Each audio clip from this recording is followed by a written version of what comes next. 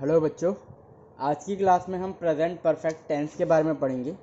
इससे पहले वाली क्लासेस में मैंने प्रेजेंट इंडेफिनिट और प्रेजेंट कॉन्टिन्यूस क्या होता है, किस तरीके से उसको बनाया जाता है, ये आप लोगों को बताया था। तो आज की क्लास में जो हम करने जा रहे हैं वो है प्रेजेंट परफेक्ट टेंस। ठीक है, तो मैंने बताया था कि 3 तरीके के टेंस होते हैं। प्रेजेंट पास्ट फ्यूचर, जिसका प्रेजेंट टेंस हम पढ़ रहे हैं, उसमें मैंने बताया था कि 4 पार्ट होते हैं: indefinite, continuous, perfect and perfect continuous. तो इंडेफिनिट कॉन्टिन्यूस करने के बाद अब हम परफेक्ट कर रहे हैं।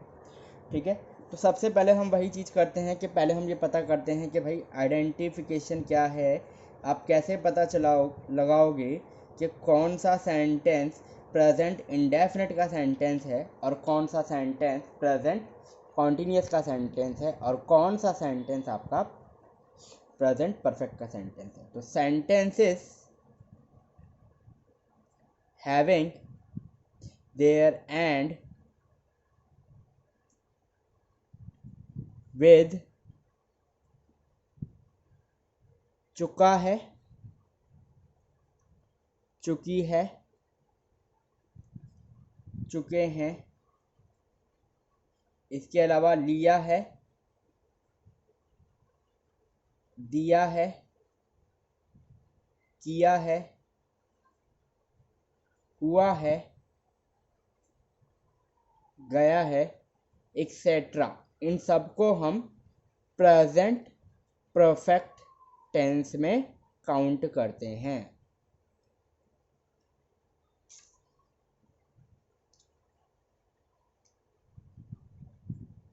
तो sentence having their and with चुका है, चुकी है, चुके हैं, लिया है, दिया है, किया है, हुआ है, गया है, एक्सेट्रा, प्रेजेंट परफेक्ट टेंस कहलाता है। ठीक है, तो अगर एग्जाम्पल की बात कर दें, हमने खाना खा लिया है। तो बेटा इसमें क्या होता है, इसमें एक्चुअली में बताया जाता है एक ऐसे काम के बारे में जो कि अभी रिसेंट में ही फिनिश हुआ है। तो वापस से अब हम वही चीज़ें करेंगे। सबसे पहले हम समझेंगे कि अफर्मेटिव क्या होता है। बेटा अफर्मेटिव का रूल इसमें लगाएंगे आप। सबसे पहले सब्जेक्ट, फिर हेल्पिंग वर्ब आ जाएगी यहाँ पे हैज़, हैव, फिर मेन वर्ब आएगी, वर्ब की थर्ड फॉर्म, और उसके बाद आएगा ऑब्जेक्ट। ठीक है, तो आपको जैसा कि मैंने पहले भी बताया था कि अफर्मेटिव का पैटर्न क्या होता है कि पहले सब्जेक्ट आता है, फिर हेल्पिंग वर्ब आती है, उसके बाद मेन वर्ब आता है और लास्ट में ऑब्जेक्ट आता है। तो देखिए बिल्कुल पैटर्न पे फॉलो कर रहा है। जब हम नेगेटिव बनाए तो नेगेटिव में हमें एक ही चीज़ करनी होती है कि हमें हेल्पिंग वर्ब के बाद नॉट लगाना होता है। तो डैट मीन्स सेम ऊपर वाला उतार देंगे, सब्जेक्ट प्लस हैज़, हैव, और इसके बाद हम लगा देंगे नॉट, फिर आएगा वर्ब की थर्ड फॉर्म और लास्ट में आ जाएगा ऑब्जेक्ट।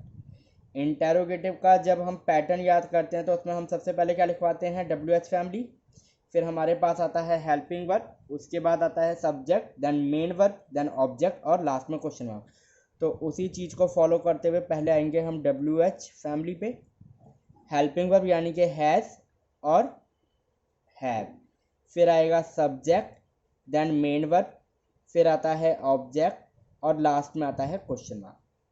तो इंटेरोगेटिव नेगेटिव के केस में हम क्या चेंज कर देंगे, केवल और केवल सब्जेक्ट के बाद नॉट लगाना है, बाकी पूरा का पूरा सेम आ जाएगा। तो WH फैमिली, हेल्पिंग वर्ब यानी कि हैज, हैव, सब्जेक्ट, और फिर आ जाएगा नॉट, मेन वर्ब यानी कि third form, object and question mark. तो देखिए आपका पूरा का पूरा पैटर्न को फॉलो कर रहा है जैसा कि आपको पैटर्न में बताया गया था। ठीक है, अब यहाँ पर बस आप ये चीज़ समझ लीजिए कि जो हैज़ और हैव है उसका इस्तेमाल हम कहाँ पे करते हैं। तो बेटा हैज़ का यूज़ होता है सिंगुलर सब्जेक्ट के साथ, और सिंगुलर सब्जेक्ट में आपको बहुत अच्छे से पता है कि विभीषण को हटा देंगे, तो एक्सेप्ट आई एंड यू, तो आई और यू को इसमें यूज़ नहीं करेंगे। और हैव का यूज़ होता है बाकी सबके साथ यानी कि रेस्ट और। तो जब आप इसके सेंटेंस मेकिंग की बात करते हैं तो देखिए सेंटेंस कैसे बनता है। मैंने एक सेंटेंस लिया, हमने खाना खा लिया है।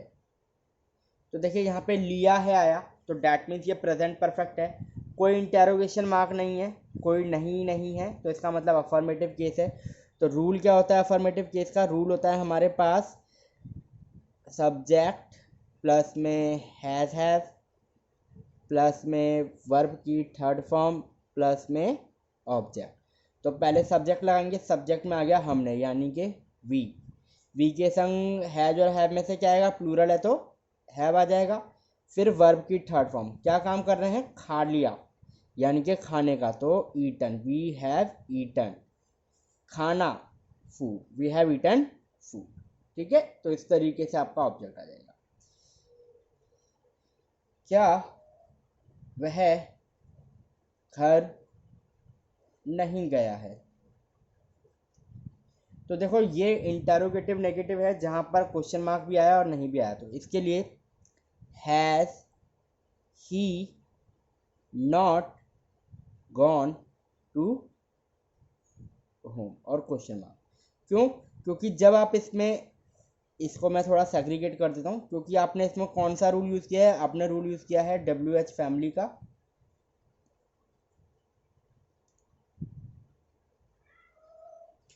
और तो इंटेरोगेटिव नेगेटिव में हम WH फैमिली प्लस फिर हमारे पास आता है हेल्पिंग वर्ब हैज़ या हैव, उसके बाद हम यूज़ करते हैं सब्जेक्ट का, देन हम लगाते हैं नॉट, फिर मेन वर्ब, ऑब्जेक्ट और क्वेश्चन मार्क। तो देखिए यहाँ पर WH फैमिली तो आएगा नहीं, क्यों? क्योंकि यस और नो फॉर्मेट में सेंटेंस है, तो इसलिए हेल्पिंग वर्ब से स्टार्ट किया। Helping verb subject not main verb and object, और मैंने आपको बताया कि जब एक जगह से कहीं दूसरी जगह जाते हैं तो टू प्रीपोजिशन का इस्तेमाल करते हैं। देन नेक्स्ट जो हम लगाएंगे, मैंने लगा दिया, मान लीजिए तुमने अपना काम नहीं किया है, तो ये नेगेटिव में आ गया। तो ऐसे केस में हम क्या लगाएंगे? सब्जेक्ट प्लस में हैज़ हैव, हेल्पिंग वर्ब के बाद नॉट, फिर मेन वर्ब एंड ऑब्जेक्ट। तो यानी कि सब्जेक्ट में यू के संग आ जाएगा हैव, फिर उसके बाद आएगा नॉट, काम नहीं किया है, यू हैव नॉट कंप्लीटेड लगाओ या डन लगाओ या परफॉर्म्ड भी लगा सकते हो, योर वर्क लगाओ, टास्क लगाओ या जॉब लगाओ, कुछ भी लगाओ, है ना। एंड इसमें एक और लास्ट में एग्जांपल ले लेता हूँ, जिसमें कि अब क्या करते हैं हम, एक इंटेरोगेटिव का मैंने एग्जांपल ले लिया। इंटेरोगेटिव में मैंने बोला तुम वहाँ कब गए हो, तो इसके लिए WH family, helping verb, subject, main verb यानी कि वर्ब की थर्ड फॉर्म, ऑब्जेक्ट और लास्ट में क्वेश्चन मार्क। तो यानी कि कैसे बनेगा? When have you gone there and the question mark. तो ये स्ट्रक्चर रहेगा कुछ प्रेजेंट परफेक्ट टेंस का। आई होप आप लोगों को समझ में आया हो। अगर आप लोगों का कोई डाउट हो तो आप कमेंट सेक्शन में मुझे बता सकते हैं।